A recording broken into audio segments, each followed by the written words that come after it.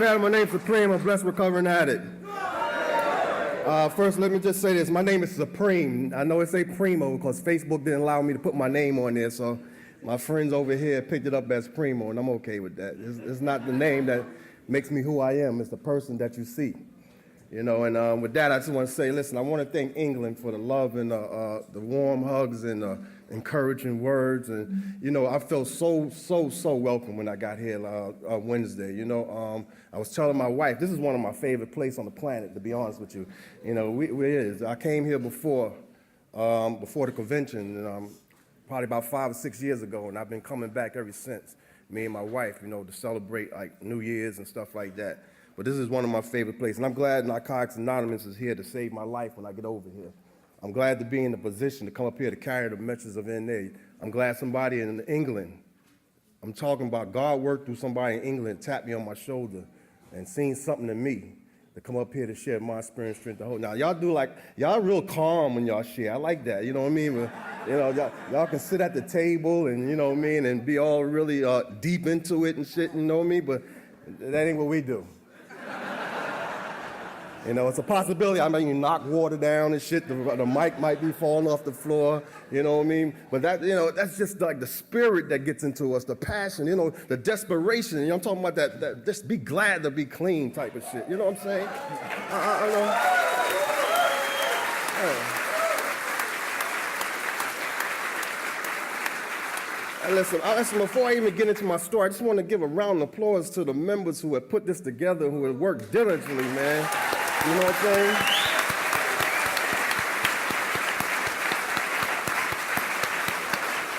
You know, man, who have took the time out of their lives, man, to put and do service, to keep the doors open. So this can be a vehicle to help each other celebrate. Because that's what we're doing here. This ain't about people who come up here and share and, you know, we get all spotlight and everything. This is about the celebration of life right now, man. You know what I'm saying? It talks about that desperation, that coming from out of the dark type of shit. You know what I'm saying? And before I came to Narcotics, I'm sorry, I'm apologizing now. There's going to be a couple of, baby, I shouldn't have said that, or maybe I should have said that, you know what I mean? But listen, I'm just going to let you know that there was a dark side before I came to England. There was a dark side before I came to Narcotics Anonymous. And that dark side was really, really like the pits of hell. And I didn't know my way out of it, man. And like you beautiful people, God works through the members of Narcotics Anonymous. You know, the first edition talks about our common welfare comes first, and personal recovery depends on NA unity. We can't. That's what y'all got, just your theme. I can't, but we can. I can't do this without y'all. I need to be in position in order to be able to get the love that y'all give to me that I got here. I'm talking about that empathy. It ain't about, the literature talks about in the 12th step, like it doesn't matter how much you can repeat the literature, how eloquent you share and shit like that. It doesn't have nothing to do with it. It talks about how you living. You know what I mean? Because the literature comes alive. It don't come alive when you start reading. It comes alive in the way you living. Like I came from a place like I was living in a savage type of lifestyle. You know, I was born into the disease of addiction. I'm an only child. My mother was a dope fiend. My stepfather was a dope fiend. My father was a dope fiend. And I used to say, like it says in the first step and how it works, but I said, I'm never going to be like them. I said, I swear, I fought that disease because it talks about control is crazy the moment you think about it. You know what I'm saying? And I used to say, I'm never going to be like my mother and them. You know, my mother and them was some hardcore dope fiends. You know what I'm saying? And I know drugs is drugs. I don't care what drug you use. It just doesn't matter. We don't care if you smoke weed or you shot dope. We just want to know, how can we help you? And like when I got here, but before I came to Narcotics Anonymous, I didn't know where the help was going to come from. I heard the young lady share right before this meeting about not believing in God. Because there's no way in the world that God would allow me to suffer the way I did, man. It really wasn't. I'm talking about a kid at the age of 9 years old walking my mother out of ODs, dragging her into the basement and in the bathroom, man, hoping she don't die on me. And I'm like, I tell you, I was caught up in somebody else's insanity, man. I didn't even pick up my first drug yet. Didn't even know what drugs was about. I just knew that I was suffering. You understand? My moms and them, they used to get in my house and they tying up, they shooting dope. All the dope fiends would come to my house and it was like a big fucking party, man. And every time everybody leave, I'm the one that's doing the cleaning up. I didn't have a brother or sister to cry on their shoulders and telling you to help me with this, man. So, you know, I'm telling you like this, getting high for me was a natural transition. It was the only way I was able to escape the reality of somebody else's insanity.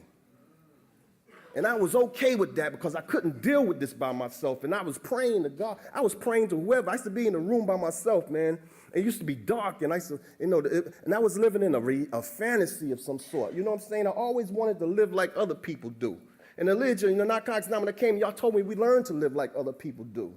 But when I didn't know how to live, I was caught up in the grips, and I was in the room, and they be in there partying, and my mother, when they get high, they start fighting and shit. They cutting each other up. The ambulance and the police is at my house, and I'm always struggling with how to deal with the situation of embarrassment. Because the neighbors is looking at us all the time. I never had no food to eat. I became the parents to the parents that's supposed to be the parents. Because the disease is so strong, it had the ability to take the component of family out of the place. You understand what I'm saying? Because at the end of my run, me and my mother and my stepfather and us was get-high partners. See, we no longer became father, mother, and we didn't have that. We was get-high partners. We was robbing together. We was stealing together. We was ODing together. I used to get high and shoot dope, and I used to OD just like them. And when I OD'd, my mom's number was dirty. So when I OD'd and I had a little money in pocket, they'd rob me just like if I was any other person. I remember one time we was over my aunt's house, and I was in the bathroom getting prepared to use and shit. You know how you getting ready to get high, so you got to prepare to get high. You know what I'm saying? You got to take one just and get the stuff all spread it out. You slide your dope like that, and you know me, I put my gun on the table and shit. You know what I'm saying? I'm counting my little 4 or 5 hours I had and stuff, and I'm getting ready to get high. And next thing you know, I took that one blast, bam, and next thing I black out, and my head hit the sink, and I passed out. Next thing I knew, my mother was in my pockets, my stepfather stole my gun and shit. I'm talking about how bad this disease is, man. It don't care who you are. It doesn't, just like we tell you when you come here, like we don't care how much you use, who you use with, what type of drug you use. The disease got that same motto. We don't care about your family. We don't care about your kids. We don't care about the person you're in love with. We want you to die. We want you to suffer. We don't even want you to die. We want you to suffer first. The disease don't even give you the pleasure to just go out just like that. It wants you to go through some trials and tribulations. It wants you to feel the pain, because pain is what motivated us to get here. It wants you to feel the pain so much that it wants you to come here and say, listen, I can't take it no more. God, somebody take me out. And like before, when I used to do that with my moms, I used to go to the supermarket, right? This is the only job I had, because in my house, they didn't nurture my desire to be a superstar of any sort and nothing like that, because they was too busy getting high. I didn't dream about being a fireman. I didn't have no dream about being a basketball player, and I'm 6'1" and shit. You know what I mean? I ain't had no dreams. I ain't had dreams for nothing, man. All I wanted to do was use. I lived to use and use to live. So all the skills that I've learned when I was growing up was how to rob a motherfucker. You know what I'm saying? And it's not to this is what my family taught me. This was my parents. These are the parents. These are the ones who supposed to tell you your ABCs and tell you the stuff that you ain't supposed to do. These are the ones supposed to guide you toward the God of your understanding. They ain't do none of that, man. They taught me how to go to welfare and work at the same time. You know what I mean? They told me how to they told me how to jump out of cabs and how to rob cab drivers. They told me how to rob men who came to our house and stuff. I'm talking about insanity, man. So I always looked for a family that didn't have that kind of insanity. I had a friend of mine, his name was Tremaine, right? They lived next door. Him and his moms his parents were still together and stuff, and they was kind of normal in my eyes, you know what I'm saying? And I used to always say, let me go stay with Tremaine house and stuff like that. And they treated me just like I was one of their child. And that was the only time I got a chance to escape the insanity that was going on in my house. And everybody in the neighborhood knew. And I had them parents always say, don't tell nobody what's going on in here. Everybody on the planet knew what was going on in here. You walk in the building, there's blood on the walls and shit, you know what I'm saying? And, there's syringes left in the bathroom, It was terrible, man, for a young child my age. And like I said, and so I went to Tremaine house, and, man, his mother used to look at me with these wonderful mother and nurturing eyes, man. They never judged me. They never said, he can't come here because his family is disgusted and nothing like that. They never did none of that. And I liked it the most because on Saturday mornings, his mother made Bisquick pancakes and shit, you know what I'm saying? And I didn't get it. My mother ain't cooking no breakfast. Oh, shit, breakfast, that was the last thing on our mind. You know what I mean? So, you know what I mean? So, she making biscuit can, this was like the beaver and shit. She's like, she got the bowl in her arm, she's stirring and shit. And I'm amazed, man, you know what I'm saying? I'm amazed about how normal their household is and shit, But when me and Tremaine out in the street, we getting high and we carrying on. But, in the moment, I was caught up in the fantasy of like having a family, man. And I'm talking about watching her, she stirred up, she even let me lick the spoon, man. You know how it is, those are the things that I'm supposed to be sharing with my own family, man. Not looking outside myself to find this from somebody. That's how I got caught up in the streets, looking outside myself. Changing my name every time I turn around. New York, we do that on a regular, change our names, man. I go to the movies and watch a Bruce Lee movie. I'm coming out like Bruce Lee. My name is Bruce Lee. You know what I mean? I'm talking about never being comfortable with the skin that I'm already in. I'm talking about being desperate that I don't even want to be alive. I'm talking about when I was working in this dope house, right? I jumps all over the place. I'm kind of erratic and shit, you know what I'm saying? I was working in this dope house, right, before I came into Narcotics, right? And I worked in a dope house because I had this bright idea. I can sell heroin because I'm not using heroin. I said, because I was always saying I'm never going to be like them. So I fought her. I sniffed dope. I sniffed cocaine. I smoked weed. I drink alcohol. I did everything else, but I didn't use the heroin. I thought that was going to be my downfall. But I was already on the downfall slope. You know what I'm saying? So I'm sitting in the dope house. It's 3:30 in the morning. And nobody ain't coming up there. And I ran out of what I normally get high off of, and that was it.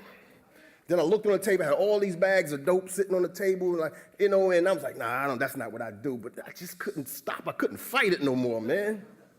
I couldn't fight it no more. And I took that first hit off that bag of dope, man, and I loved it. I loved it. The disease it talks about in the literature talks about that's something. That something is that just jumps on you, that makes that obsession and compulsion, man. We don't want to know we know it's the addiction that I loved. I love the feeling. I took that bag of dope, and I got a big nose, so I'm used to sniffing cocaine and shit, right?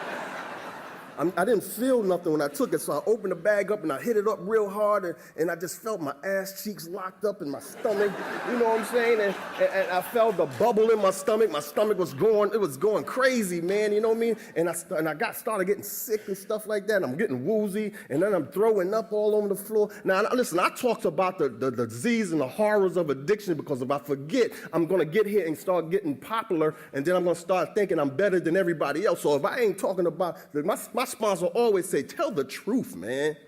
Sometimes you got to get dirty before you get clean. You know what I'm saying? Sometimes you got to talk about, the fifth step talks about them secrets, man, thinking you don't want to expose yourself, man. If I don't expose myself, I'll be up here half telling you the truth.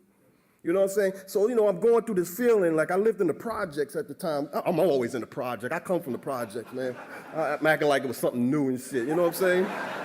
So I was in the projects, I'm selling heroin, so I started getting this feeling, and I'm thinking, I never had the heroin effect before, and I'm starting to get sick, and I'm thinking I'm dying, so I'm running through, and this guy that I used to work for, he was a big killer dude, man, you know what I'm saying? He had 2 guns on him, he had 2 guns on him, man, and he used to say, whatever you do, don't ever leave my fucking spot. But when that heroin kicked in, man, I was scared, man. I ran through the projects. I left the spot closed. I ran through the projects. I'm banging on my Aunt Mary door, and I know everybody got an Aunt Mary, and I was banging on the door, and my Aunt Mary was one of them ladies who she was real, like, into church and everything, and she was one of the family saviors. She had a big apartment. She had her own kids, and, like, she had this extra room in the back where anytime family get all crazy, they come over there and stay there and stuff. She feeds you back, nurture you back to life and shit. And so I'm knocking and banging on the door. Oh, Aunt Mary, I'm dying. And shit. And then the next thing you know, the door creeps open. Now, this was in Queens, and I live in Brooklyn, where I was born and raised and shit, and the door creeps open. It was my mother opened the door, because now she done went and did some shit over here. Now, she ran over to Aunt Mary's house first and shit, right? And she got her foot at the door. Listen, seriously, this was my mother, man. She got her foot at the door. What you want?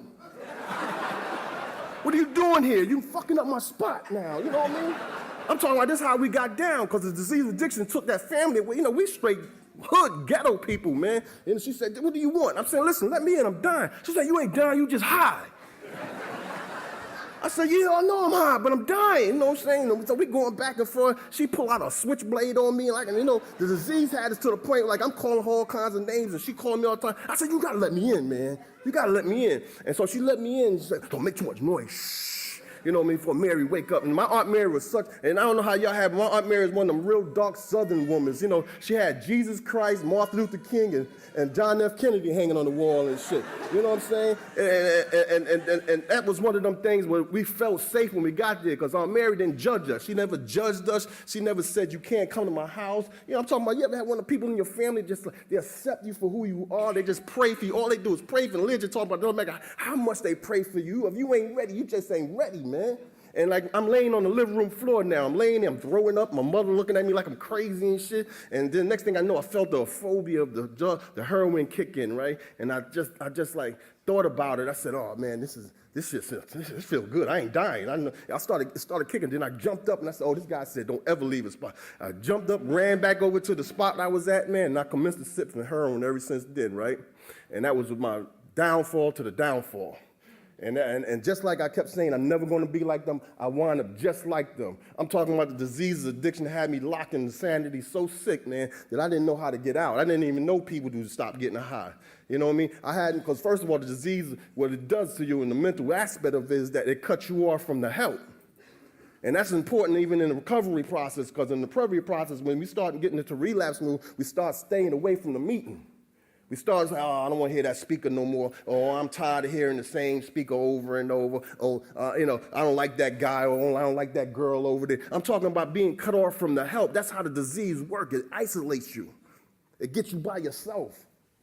Then again, you're in that desperate mode, in that desperate state. Now you want to figure out how to, you got the key to the freedom, but you just don't want to use it now. You understand? So listen, I'm caught up in the grips of addiction now. The same thing my mother used to do to me, I'm doing to my own child.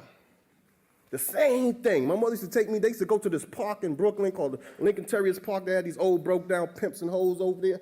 And they used to go there and cop at 3 in the morning, man, when I was a young kid. They used to take me out. My mother took me everywhere because I think that's what she thought was being a parent, just dragging me all through her insanity and shit. And she took me to the park, and they used to sit me on the bench, go cop, and then go behind a tree and start tying up at 3 or 4 in the morning, man.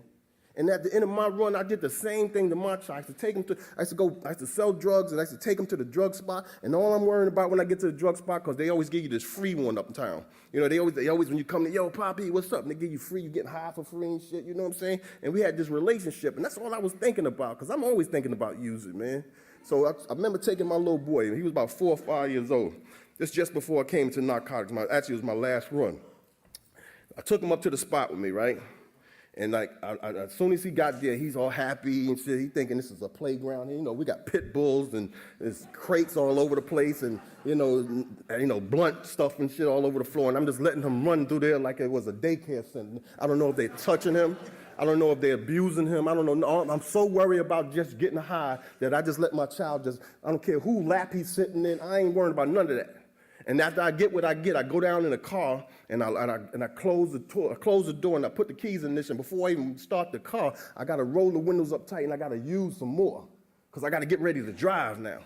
I'm talking about constantly just thinking about using, never thinking about nobody's safety, self-centeredness. I never thought about what this drug is doing to my family. I never thought about no aspects of some purity in my life.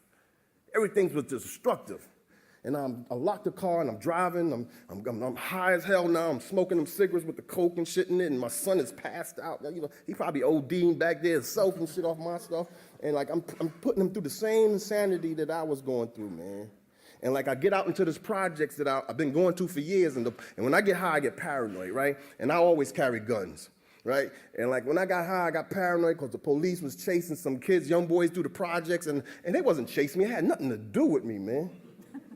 But, you know, I'm so high and shit, and I'm like, and I jumped out of the car, forgot about my child, and I locked the door to the car, and the car's running. Now I'm standing across the street looking at what's going on. There ain't nobody coming over to me and shit. And I'm very obedient when I get high. When the disease tells me to do something, I do things. You know what I'm talking about? I'm talking about, listen, no, it sounds funny, but when you always saying yeah when you know you need to say no, there's something wrong, man. You know, and the disease told me to go ask the police for help.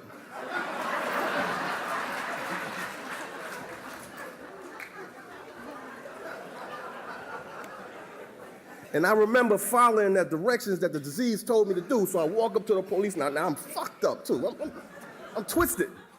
You know me, I got drugs, I got guns on me and shit. I'm walking up to the police and, my jacket, like I'm the man. It was one of them hot summer ghetto nights where everybody's outside, the boom box is going off. People's all over the place and shit. The young boys on the ground like this and shit. And I'm walking up disturbing they shit. You know what I'm saying? Excuse me, officer. He looking at me and stuff. And he looking at me. He said, you a cop? Because he seen the gun in my waist, right? I said, no, I ain't no cop. I'm a construction worker. They commenced to whipping my ass. And I'm talking, they beat me to a pulp. Then they was laughing. They was cracking jokes. They was taking me to prison like this, talking about we caught a free one night. You know what I'm saying?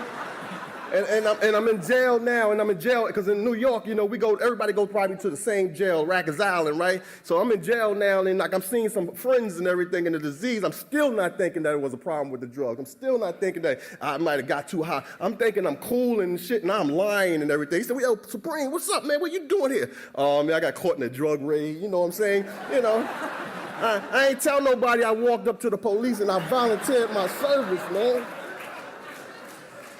I'm talking about the insanity of the horrors of addictions, man.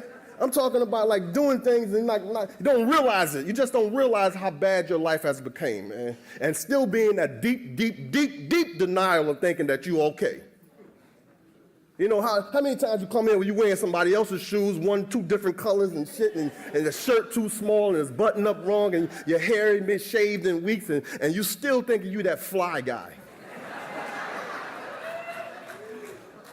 I'm talking about deep denial, man. So I'm in the prison, I'm walking this side. Let me talk about my man, right? My man, there was a friend of mine named Kareem, right? He came into Narcotics Anonymous about a year before me. And when you were around my way, if you disappear, you usually going to jail or somewhere. You know what I'm saying? I didn't know he came to Narcotics Anonymous. Never heard of Narcotics Anonymous before in my life.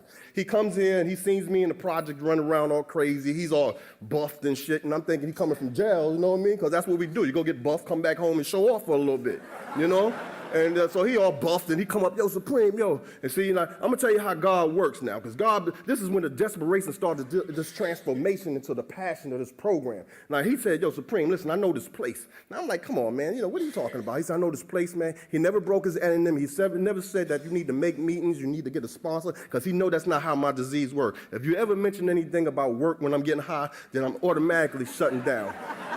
You know what I'm saying? And I'm talking about there's always a moment of clarity in the moment of sanity.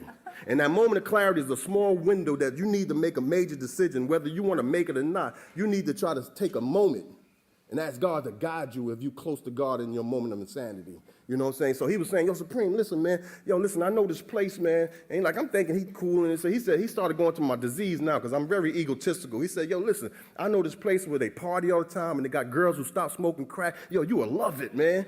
I said, get the fuck out of here. Really? He said, yeah, man.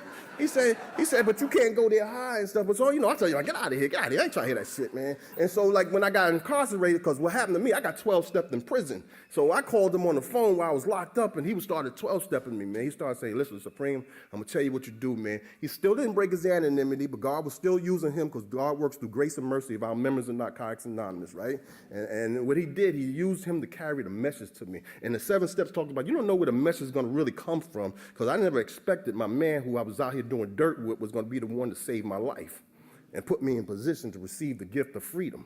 And so he said, yo, listen, man, just meet me at this spot when you get out of jail. So, I got out on a bail or some shit like that. I don't know how God worked it out, but he got me out. And when you come out of prison in New York, you get a voucher to go to welfare. Because I'm so egotistical, so I wanted to hurry up and get that money from welfare because he was talking about that party where I was going to meet some girls who stopped smoking crack.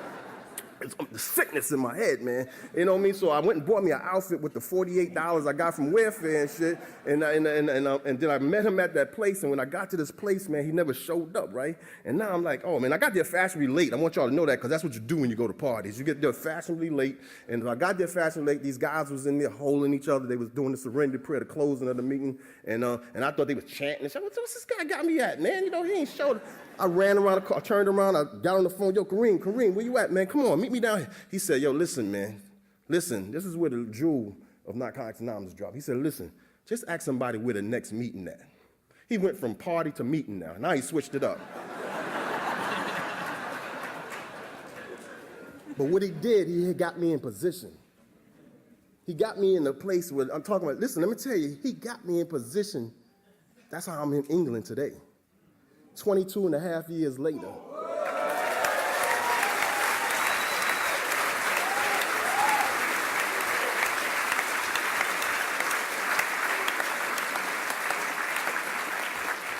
He got me in position to receive the gift of the freedom of Narcotics Anonymous. He gave me the key to free myself from the insanity, from the desperation that we talk about, that darkness, that pit of hell, where we thought we never can get out of it, when I felt nothing but pain. And they say pain and desperation can be a gift. It can't be a gift if you ain't in a position to receive the gift.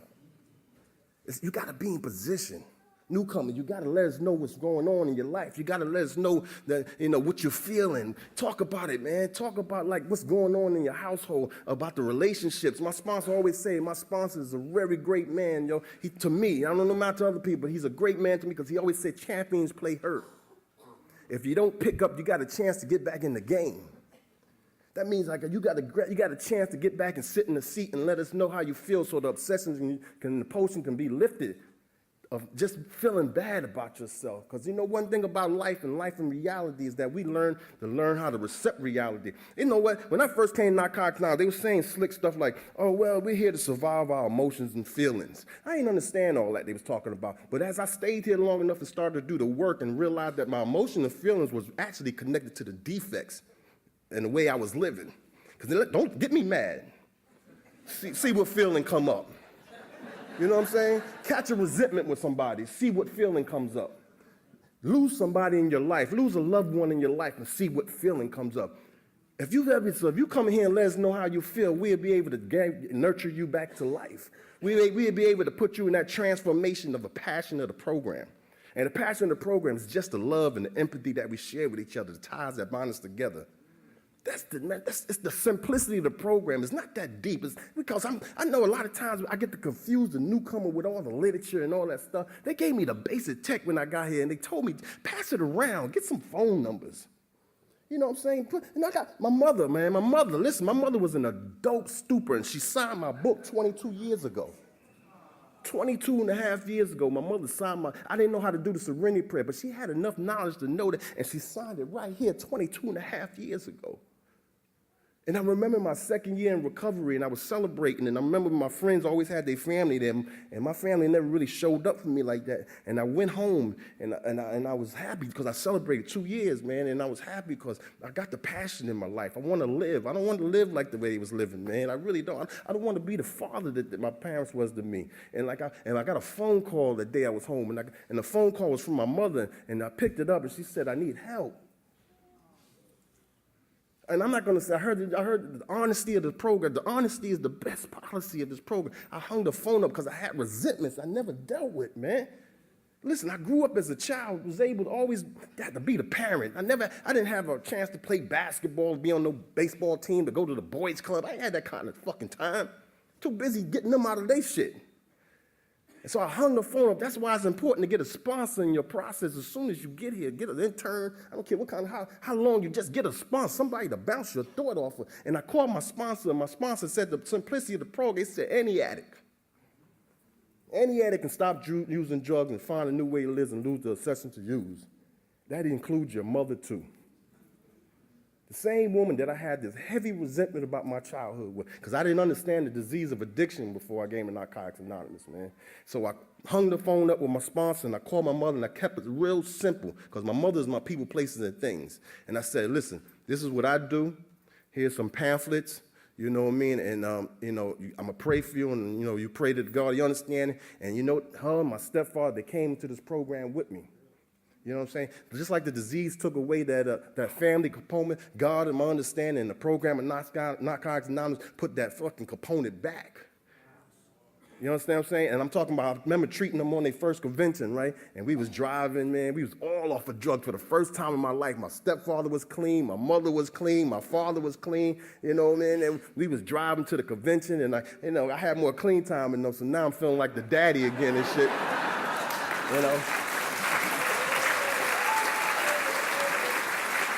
So we drive into the convention and shit, we laughing and identifying with the pain, and we started talking about some old shit. Then, my mother, she comes up, remember you owe me money from doing this and shit like that, you know what I'm saying? And then I gotta go back, I remember you owe me money, you pulled your knife out on me and shit like that. And like, I'm talking about the joy came back into our life. I'm talking about y'all gave us the passion to live again, man. And I remember my stepfather, he was a serenity keeper during the convention, and he was doing his thing, and I'm standing back like a proud child, like a proud parent. Look at my little boys growing up. He's enjoying the freedom of active addiction just like I am, man. And there's a lot of things that happen in my process in my 22 years, and it's talking about like, just coming in here and just not, and when you ain't doing the work, you start to go crazy in here because you start to experience some things. You start to be attractive to the girls and shit. You're like, I'm sick. I'm sick. I'm clean. I'm running around here, thinking I'm the man now. I had like a newcomer. This is what I always share. I share this for the newcomer because I ain't about trying to pick the newcomer up. I'm about trying to save lives, man. And I surround myself with people who do the same thing. So and that's what you're doing. That's okay, too, just as long as you don't use, man. Like, this lady, she had about 8, 9 years, and I had like 60 days. I probably didn't even have 60 days. I probably had like 30 days and shit, because I started getting eaten. My chest was sticking out. I'm going to meetings and shit. I'm always dressing up the outside, never the inside and shit. I'm getting to the meetings, and this young lady, she's saying something. She's messing with me now. My head was hearing one thing. She was saying another thing. Because I just came home from jail, so I'm looking for a place to stay and shit, right? So she said, you think you the man? I said, yeah. She said, oh, you think you all that? I said, yeah. And then she said that final word I need to hear. She said, you want to come live with me? I said, yeah. You know what I mean? And I moved in with her, man, and I'm talking about be careful all the time because we the one to catch it. We the one to catch it. I moved in with her. I woke up the next morning.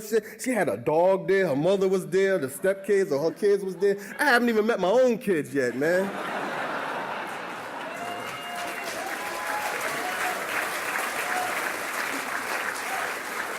I'm talking about the insanity without even using drugs, just the insanity of just being abstinent from just learning how to live. All I wanted, my simple life that I asked God for is to make me a better man.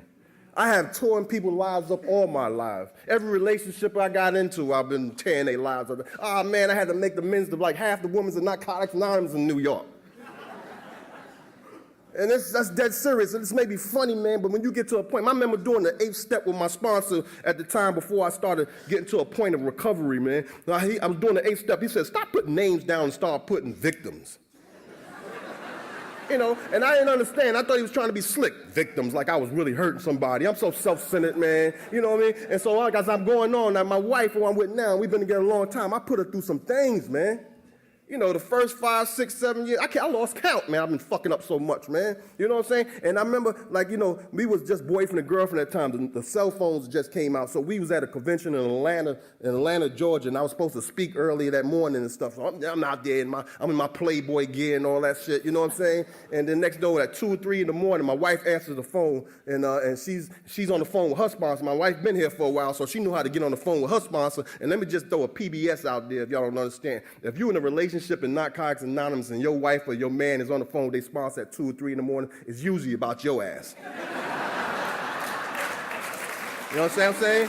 So now she on the phone with her sponsor. She's going off, she crying, she going belligerent and all that shit. But I forgot, I didn't know how to delete shit out my phone. And so some girl sent some pictures over her body and shit. My wife answered, and we was fighting and carrying on Atlanta. I'm talking about me and my wife, we was going at it. We was in the garage, man.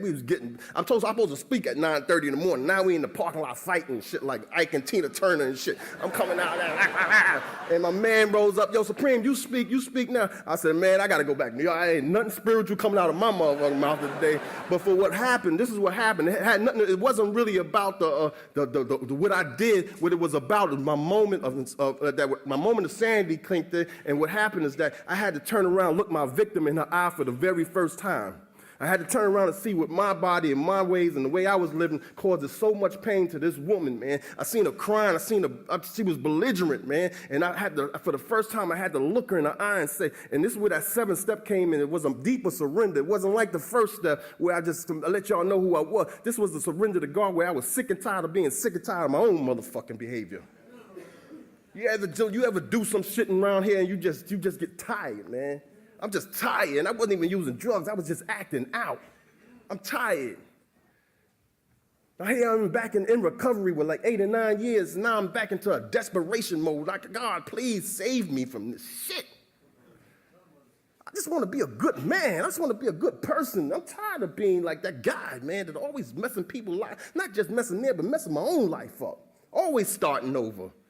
Never had no structure. Always went from one house to the next. I was married twice in Narcotics Anonymous. The first time I met this chick, after the first chick left me, I looked into her eyes at the club that I finally got to, and I seen the lights was low and shit, and I said, you want to marry me?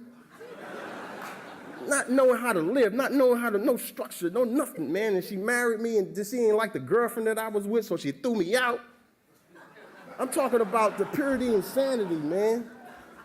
And like when I got to that point of that, I've seen the spiritual awakenings usually happen after a rude awakening for me. So this rude awakening that I had that moment in Atlanta, Georgia, was that spiritual awakening that I needed to be restored to a good man. It was that moment that I needed to say that I needed to get into this program and start doing the work. It was that moment I needed to go to the second step and tell God, I need to have a power greater than myself to restore me back to sanity because I was too tired of doing it myself. I need to do the third step. I need to turn it over to this power, man. I need to stop playing around. I need to start writing down some of these defects, peel the onion. I'm talking about all that time I'm thinking I'm this dude. I had to sort through the confusion as it talks about in the fourth step, man. I had to dig deep. Then I had to come up here in the fifth step and tell you guys like how I am, how dirty a guy I am, how I'm up here telling you how I fuck people's lives up. I had to come up here and because God already knew, but I had to make the omission come out my own lips. Then I had to go to the sixth step and look at these defects for a minute and be willing to like tell God like I don't want to deal with that no more. God, I'm tired of that. But then there's a human being that said in the sixth step that I'm human when I started. So there's a possibility that I might fall short. So the seventh step allowed me to go to God again and tell him, God, please remove the shortcoming that's happening to me. I'm trying to shorten that eighth step list. I remember when I was writing the eighth step to my first wife, and the ninth step, I remember I called her up. I had a child by this woman, and I called her up to make an amends to her. And you got to be prepared for the answer of the amends you're trying to make. It's not about the response you get. It's about how you gave to be willing to do it. So I called up, and I told her, look, I was immature in recovery. I'm sorry that I was doing all this. You know, she was all right for a moment, but then she stuck a knife in me. She said, yo, listen, I understand all that. And I said, but I want to see my son. She said, no, he got a new father. I had to accept that. I had to go to my sponsor, I had to take it to him, and I had to talk about it, and I had to let God handle that emotion. So in the 10th step, I look and make sure that I don't practice them same behaviors to the best of my ability. I take a daily inventory. Did I hurt somebody today? Did I say something that somebody ain't feeling comfortable with? Am I acting out on one of my defects? I had to go to 11 steps. The 11 steps sorts through the prayer and meditation, gives me a chance to sit down with the God of my understanding so I won't be all over the place. Talks about that emotional balance. I'm talking about be all over the place sometimes. I try to take on too many things. I got a woman over there. I got a woman over there. I got a newcomer over there. Then I get in the meeting. They all coming in. They all raising their hand. I'm like this. I gotta go to God with that. And the 12th step talks about doesn't make a difference of how much I read the literature. You just gotta learn how to live so you can carry this message and the experiences that you have went through in Narcotics Anonymous. I'm not ashamed to tell y'all how I was. What I'm proud about is who I am today. I'm a good father. The passion of recovery done sinked into me. It restored me to some place. I'm a good father. I'm a good grandfather. I love to hear the sound of my grandbaby saying, Grandpa. Never thought I'd hear that in my life. Grandpa, my life is spectacular right now. My life is full of joy. I'm a business owner. I'm a product of my community. And I don't mean a danger to my community. I'm talking about Mr. Wilder. What can we do for you? I'm talking about being responsible. It talks about religion. I'm going to shut it down. It talks about coming in here with the adolescent behavior. Because when you're getting high and shit, as soon as you get high, you stop where you at. Then you come in here, you try to act out like you 6 or 7 years old, and I gotta have this, I gotta have that. I'm taking my balls. She don't want to talk to me, I don't want to talk to her no more. You know what I mean? But there's a maturity that happens once you get the process of recovery and the passion of recovery back into your life. You start to mature in here, and your clean time start to act up with your age.